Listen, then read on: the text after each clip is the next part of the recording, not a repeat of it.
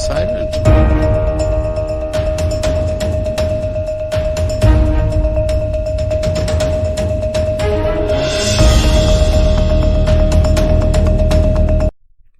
Hello everyone, very good evening to all of you. This is your mentor Arzu Kakkar.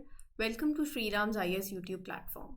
I hope you all are doing well, things are fine at your place, and with this, let's start with today's lecture. These are the articles that we have to cover. So we'll take it up in detail. पूरा अच्छे से इस topic की हर एक topic की analysis करेंगे. मैं आपको पहले एक आइडिया दे देती हूँ कि क्या क्या आर्टिकल्स हमें कवर करने हैं, ताकि एक कनेक्टिविटी फिर आगे बनी रहेगी. जैसे हम इंडेक्स देखते हैं ना, सिमिलर टू दैट. अच्छा, तो पहला आर्टिकल है that is regarding Asia Pacific Economic Cooperation. Mains के पॉइंट ऑफ व्यू से भी बहुत इंपॉर्टेंट आर्टिकल है. इसमें एवरी एस्पेक्ट ऑफ इट कि basically this Asia Pacific Economic Cooperation leaders summit, it took place कहाँ पर, क्या थीम थी, और ये सबमिट कंक्लूडेड विद व्हाट, क्या है एशिया पैसिफिक इकोनॉमिक कॉपरेशन, इसके मेंबर्स कितने हैं, इसका सिग्निफिकेंस क्या है, राइट. तो ये सारी चीज़ें जो हैं ये आपके मेंस के पर्सपेक्टिव से और प्रीलिम्स के पर्सपेक्टिव से दोनों तरीके से इंपॉर्टेंट है. और आप इसको अपने जीएस पेपर 2 इंटरनेशनल रिलेशंस के साथ भी लिंक कर सकते हो, राइट. सो इसके बारे में बात करेंगे. Then you have project collaboration agreement. तो ये बेसिकली बात ये है कि अभी रिसेंटली जो हमारी आयुष मिनिस्ट्री है और WHO है, they formalize this project collaboration agreement. तो हमें ये जानना इंपॉर्टेंट है कि ये प्रोजेक्ट कोलैबोरेशन एग्रीमेंट क्या है. जीएस पेपर 2 के लिए भी इंपॉर्टेंट है, मेंस के पॉइंट ऑफ व्यू से और प्रीलिम्स के पॉइंट ऑफ व्यू से भी स्टेटमेंट्स बन सकती हैं. Then you have International organisation for Migration. तो ये ऑर्गेनाइजेशन बेसिकली न्यूज़ में इसलिए है बिकॉज इस ऑर्गेनाइजेशन ने रिसेंटली दे सेड कि 662 के आसपास कुछ इलीगल माइग्रेंट्स थे, they were rescued off the coast of Libya. तो IOM मतलब इंटरनेशनल ऑर्गेनाइजेशन फॉर माइग्रेशन क्या है, ये सारी बातें आपके प्रीलिम्स के लिए भी इंपॉर्टेंट है. यहाँ से प्रीलिम्स से फैक्ट्स बन सकते हैं. Then you have international film festival of India. So अभी 54th film festival of India, international film festival of India recently commenced. तो कहाँ पर, और गोवा के अंदर. तो इस फिल्म फेस्टिवल के बारे में पढ़ेंगे, इसका फर्स्ट एडिशन कहाँ हुआ था, इसका एम क्या है, राइट. और we'll talk about International Federation of Film Producers and Associations also, FIAPF, right. So I hope अब आपको थोड़ा सा एक आइडिया लग गया है कि कैसे हम इस सेशन के अंदर प्रोसीड करेंगे. सो I think without taking any time, let's simply begin and start this session. So there you go with the first article. Asia Pacific Economic Cooperation Leaders Summit 2023. It took place in San Francisco, United States. तो ये आपका जो article है, ये जो news है, ये आपके प्रीलिम्स के पॉइंट ऑफ व्यू से भी है, मेंस के पॉइंट ऑफ व्यू से भी है. इस समिट की क्या हाइलाइट्स हैं पहले हम वो पढ़ेंगे. अच्छा, सेशन अच्छा लगता है तो please make sure that you mark your attendance also bye liking these lectures. Please make sure कि आप अपनी अटेंडेंस ज़रूर मार्क करें. और अटेंडेंस मार्क करने का सिंपल सा तरीका है कि यू लाइक दिस सेशन, पता चल जाएगा that you have marked it. And comment section में अपने फीडबैक, कैसा सेशन लग रहा है, कोई फीडबैक है, बिना झिझके बताओ. और जो मैं आपसे होमवर्क आपको देती हूँ वो भी मेक श्योर करो कि आप साथ साथ चीज़ों को कवर कर रहे हो, जो कि बहुत ज़्यादा इंपॉर्टेंट है. ठीक है, लेट्स बिगिन. सो इस पर्टिकुलर समिट के हाईलाइट, सबसे पहला तो इस समिट की theme, creating a resilient and sustainable future for all, that is the theme. This means that leaders focused on building future, है ना, that can withstand the challenges, और ऐसा जो कि एनवायरमेंटली सस्टेनेबल हो. इसके बारे में मैं और बात करूंगी APEC के बारे में, तो आपको क्लियर हो जाएगा. So here APEC reaffirmed their commitment to free, fair and open trade and investment and to advancing inclusive and sustainable growth in the region. Right. So ये भी बात है, the leaders emphasize the importance of कि एक inclusive economic growth हो, एक ऐसी economic growth हो एशिया पैसिफिक रीजन के अंदर जो सस्टेनेबल हो. तो और they also renewed their commitment towards free, fair, open trade and investment. Right. So ये जो समिट है ना, ये summit concluded with the adoption of Golden Gate declaration. Now what is this Golden Gate Declaration, अभी बताती हूँ. So ये जो समिट है, this Golden Gate Declaration is a statement that reinforces the commitment of APEC member countries to creating a future that is both resilient and sustainable. So basically ये declaration underscores that commitment, यही commitment है कि जितने भी member countries हैं they all will commit to create a resilient and sustainable future for all the member economies. So जो APEC leaders हैं they endorsed APEC action agenda on climate change and energy security. So this is a plan that outlines specific actions and targets to address the climate crisis and ensure energy security. Right, तो simple terms में ऐसा लगा लो कि कुछ practical steps हैं जो हर member country that they agree to take ताकि वो क्लाइमेट चेंज को भी टैकल कर पाए और मेक श्योर करें कि they have a reliable energy sources. Right, overall I think इतना तो अभी तक क्लियर हो गया है कि ये समिट फोकस करती है on building a sustainable future. और यहाँ के जो लीडर्स हैं they reaffirmed their commitment towards a fair and inclusive growth. They adopted Golden Gate declaration. They endorsed action plan that is regarding addressing the climate change and ensuring energy security in the Asia Pacific region. ठीक है. Now what is Asia Pacific Economic Cooperation? Asia Pacific Economic Cooperation, APEC. APEC जो देखो full form बहुत important होती है, full form याद कर लिया करो. Asia Pacific Economic corporation. अब जैसे मैं आपको बताऊं बिम्स्टेक की फुल फॉर्म क्या है, आधों को नहीं पता होगा, तो मेक श्योर कि आपको ये सारी चीज़ें याद हो. नाउ APEC, अच्छा बहुत सिंपल टर्म्स में बताऊं तो ऐसा लगा लो, इज अ क्लब और एक group of countries in the Asia Pacific reason जो काम करते हैं साथ में on economic issues. So economic forum है, 1989 के अंदर इट वॉज सेटअप. क्यों? क्योंकि जो कंट्रीज हैं एशिया पैसिफिक की, दे रियलाइज कि they were becoming more and more connected economically. तो what does APEC aims to do? They wants to make life better for people in the region by promoting a balanced, inclusive, sustainable, innovative and a secure economic growth. ठीक है. They try to bring the countries closer together economically. Now how does this APEC work? इनका permanent office बहुत important है, आपको पता होना चाहिए, is based in Singapore. So this particular office helps coordinate things and keep everything कि हर चीज़ smoothly run करे. अच्छा, प्रीलिम्स में पूछेंगे मेंबर कंट्रीज कौन सी हैं, तो यहाँ पर अगर उन्होंने क्या कहा कि क्या इंडिया करंटली ऑब्जर्वर है, yes, India has the observer status. ठीक है, मतलब they are not full members. Full members के नाम याद करने पड़ेंगे, बिल्कुल करने पड़ेंगे. जनरली हमें लगेगा कि एशिया पैसिफिक की बात हो रही है तो इंडिया फुल मेंबर होगा. नहीं, इंडिया ऑब्जर्वर स्टेटस है. यहाँ पर आपको एक ट्रिकी स्टेटमेंट बन सकती है जिन्होंने नहीं पढ़ा हो. तो जैसे Chinese, Singapore, Australia, Brunei, Canada, US, Russia, South Korea, Japan, so these all are the member countries. ठीक है. अब बात आती है APEC के सिग्निफिकेंस की. ये आपको समझ होनी चाहिए आपके इंटरव्यू के पॉइंट ऑफ व्यू से भी, एक मेंस के पॉइंट ऑफ व्यू से भी. Right, APEC is like a big team of countries in the Asia Pacific reason. साथ में these countries make up about 62% of the world GDP and 48% of world trade. Right, in 2021 it is one of the oldest and most influential multilateral platforms in Asia Pacific region. So APEC is not a new group, it's been around for a very long time. It is one of the oldest one, most important group in the Asia Pacific region. Unlike other जहाँ पर बहुत strict rules होते हैं, APEC does not force countries to do things. They work together voluntarily. मतलब यहाँ पर countries decide करती हैं to help out because they want to, not because they have to, है ना. कुछ स्ट्रिक्ट रूल्स नहीं है, करना ही पड़ेगा. दे वॉलंटरी है. If a country wants to do something with APEC they can. If they don't want to do that's okay too. It's as simple as that. APEC का मेन गोल क्या है?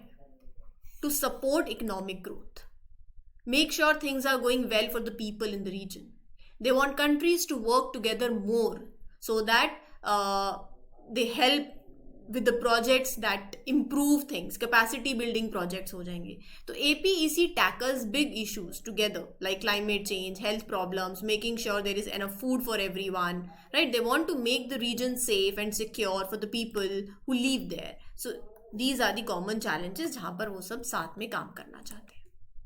Sorted है? If yes, चलो अगले article पे चलते हैं. Project collaboration agreement. Project collaboration agreement, देखो बात ऐसी है, न्यूज में क्यों है और ये क्या है, इस पे बात करते हैं. रिसेंटली आयुष मिनिस्ट्री ने WHO के साथ they formalize a project collaboration agreement. Now what is this agreement? So this agreement is all about bringing together traditional and complementary medical system with the mainstream of national health system. ये क्या है मैं भी आपको बताऊंगी. This is a part of global strategy that is outlined by WHO in collaboration with Ministry of Ayush. इस agreement का main goal क्या है? इसका मेन गोल है to make traditional and complementary medical systems more standardised, ensure their quality, ensure their safety, right? This involves integrating these practices into national health system, spreading them internationally. जहां हम योगा की बात करते हैं, यूनानी, सिद्ध, राइट? सो importance क्या है? ये स्ट्रैटेजी बहुत क्रूशियल है ताकि नेशनल हेल्थ फ्रेमवर्क के अंदर दोनों ट्रेडिशनल मेडिकल सिस्टम भी और कॉम्प्लीमेंट्री मेडिकल सिस्टम भी they play a very crucial role, right? तो इनको इंटीग्रेट करना इंपॉर्टेंट है, राइट? ट्रेडिशनल मेडिकल सिस्टम से आप क्या समझते हो? It takes into account holistic approach, herbal medicine, मतलब हर्बल रेमेडीज होती हैं, फिजिकल थेरेपी, स्पिरिचुअल प्रैक्टिसेस, ये सब कुछ. और कॉम्प्लीमेंट्री मेडिसिन के अंदर मतलब it's like when used in it's like as simple as that. It refers to like non-mainstream practices that are used alongside the conventional medical treatments, right? Some of the like any massage therapy you can say, or any other dietary supplements you can say. So ये बात है. जैसे मैं आपको traditional medicine की बात करूं तो उसके अंदर हम लोग हर्बल की बात करते हैं, आयुर्वेदा की बात करते हैं, कहीं होम्योपैथी की बात होती है, नेचुरोपैथी की बात होती है. So that is your traditional one. अब हम चाहते हैं integrate, right? So the main goal of agreement is this only. It focuses on strengthening training and practice in the field of complementary medicine with a specific emphasis on this system that is we call as सिद्ध, right? So additionally if I talk about इस agreement के अंदर और भी बातें हैं. The strategy will play a crucial role in achieving the objective of elevating this traditional and complementary medical system with the national health framework. It involves creating rules for including traditional and complementary medicines in official lists along with safety procedures to ensure ये medicines are safe and effective. अब जो ministry of Ayush है, ये मैंने आपको बता ही दिया, right? सो यहां पर ये जो मिनिस्ट्री है ना, along with WHO, they plans to create international herbal pharmacopoeia जो फोकस करेगा on herbs that are found in South East Asia. बहुत ही अच्छी बात है. This will focus on documenting the information about herbs जो कि they are found in South East Asia. अब क्या ये पहली बार हो रहा है that they are working together? No, this is the third collaboration between Ministry of Ayush and WHO. They are working together. In previous collaboration 2016 में, 2017 में they focused on like taking traditional medical system जैसे योगा की बात करी, आयुर्वेदा की बात करी, to a global level, right? So overall अगर मैं आपको बताऊं तो सिंपल यही है, सम अप करूं तो ये एग्रीमेंट इंक्लूड करता है making rules for including traditional medicines in the official list and ensuring their safety. There's also a plan that I discussed to create a global reference for herbal medicines also. ये collaboration कुछ नया नहीं है. They have already worked together also, and they want to strengthen your medical system, that is your traditional medical system. Then you have the next article. International Organization for Migration recently said 662 illegal migrants were rescued off the coast of Libya. अब हमारे लिए important है IOM के बारे में पढ़ना. ठीक है, चलिए let's talk about IOM, International Organization for Migration. Recently reported that they rescued 662 people who were attempting to migrate illegally off the coast of Libya. Prelim से सवाल बन सकता है. When was this organization established? 1951. It is a leading intergovernmental organization in the field of migration, right? Which is the movement of the people from migration. So we all know, na, movement of the people from one place to another. So this movement can be within the country, across the international borders. It can be temporary, permanent. There are various reasons for it. Now, what migrant means according to IOM? Migrant means, migrant, सबको पता है, someone who leaves their usual place of residence for different reasons. This can be within their country or to the another country. Now, IOM works areas of work. It helps people, ये बहुत important है, यहाँ से statement बन सकती है, ध्यान से सुनना. This IOM stand for International organisation for Migration. So this IOM helps people, those who are on the move, whether they are migrant हो गए या इंटरनली डिस्प्लेस्ड पर्सन्स हो गए, रिफ्यूजीज हो गए, और others like who have been uprooted. अभी आपने देखा है बहुत सी चीज़ें हमने देखी है माइग्रेशन को लेके कितनी हुई है. सो ये ऑर्गेनाइजेशन फोकस करती है 4 मेन एरियाज पे. 4 मेन एरियाज. कौन से हैं वो 4 main areas? Migration and development, फिर making migration easier also, then regulating migration also, and then dealing with the situations also where people are forced to leave their homes. ठीक है, ये आपसे स्टेटमेंट बन सकती है, तो ये ध्यान में रखना. नाउ इन 2016 IOM की मैं रिलेशनशिप बता रही हूँ यूनाइटेड नेशन के साथ. They made an agreement with the UN, which means they are now considered a related organisation. They entered into an agreement with UN, becoming a related organisation. So IOM has a very important role with the United Nations. It serves as a coordinator for the United Nations network on migration. This network was set up by the Secretary General in 2018. Right, to facilitate collaboration on migration related issues. IOM की क्या responsibility है in the UN? IOM is the United Nations agency. पहले तो UPSC पूछेगी क्या है इन basically that handles matters related to labour mobility and migration in general. Essentially, मतलब लगाओ तो it takes a lead role in addressing the issues that are related to people moving from one place to another. IOM has how many member states? 172. And 8 states holding observer status. India is a member of IOM. Yes, यहाँ से statement directly prelims में बन सकती है. Previous year questions पढ़े हैं कि नहीं पढ़े? अगर पढ़े होते तो आपको पता होता है यहाँ से सवाल बन सकता है. Make sure ये याद कर ले. हेडक्वार्टर कहाँ है? जिनीवा, स्विट्जरलैंड के अंदर. ठीक है, देखो भाई, प्रीवियस ईयर पेपर ज़रूर पढ़ लो.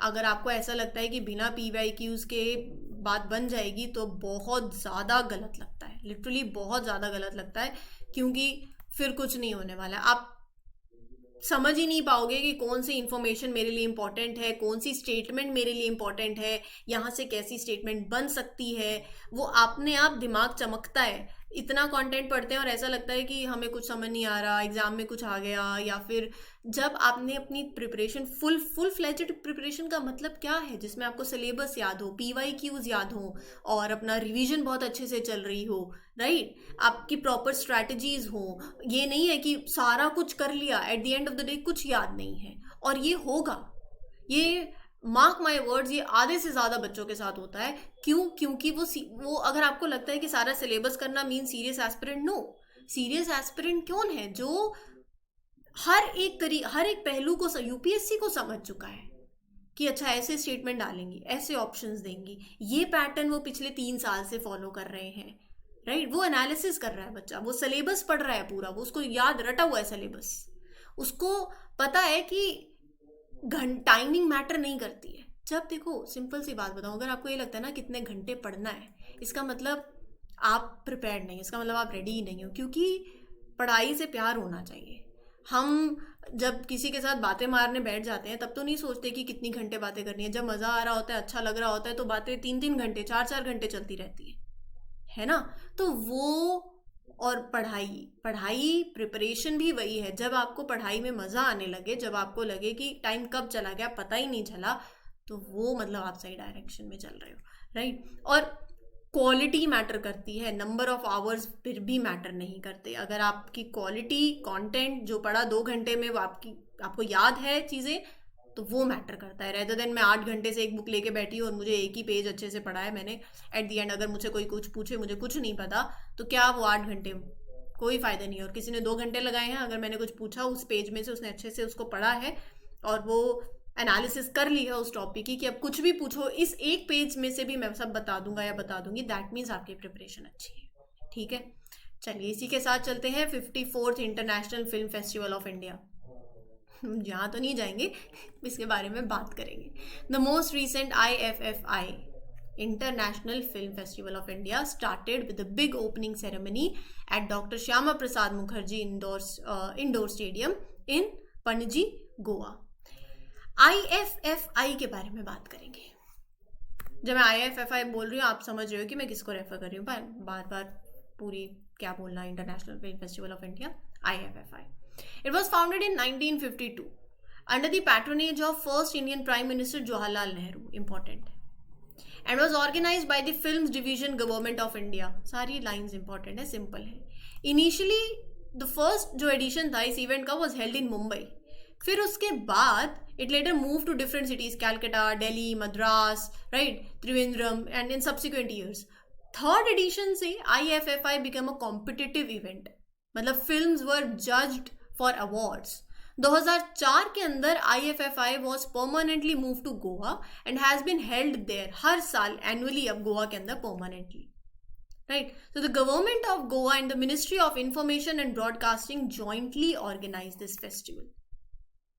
It is the only film festival in South Asia accredited by International Federation of Film Producers and Associations, right? अब IFFAI का एम क्या है, पर्पस क्या है? इसका गोल है to create a platform for films worldwide, मतलब to showcase the excellence of film art, allowing people to understand, to appreciate the film cultures, सिर्फ इंडिया का नहीं, डिफरेंट नेशंस का, within their social and cultural context. तो it fosters friendship, it fosters cooperation among the people globally. IFFI not only provides a stage for international cinema but also serves an inspiration for Indian cinema also. Indian film industry ko bhi it encourages to match the international standards to demonstrate its potential on the global stage, right? So it encourages Indian cinema to stand on par with the international ones. Last but not the least, what is International Federation of Film Producers and Association? एक international organisation है जो film producers को from around the world represent करती है.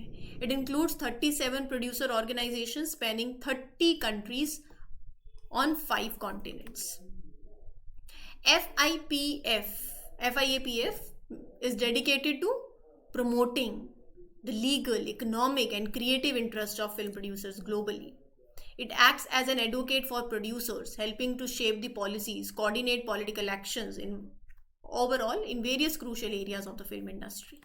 ठीक है, याद कर लोगे तो बहुत फायदे में रहोगे. This was all for today. We'll meet you tomorrow with other important articles. Till then, take care. Good luck, good wishes, happy learning, all the best. Thank you. This is your mentor Arzu Kakkar signing off.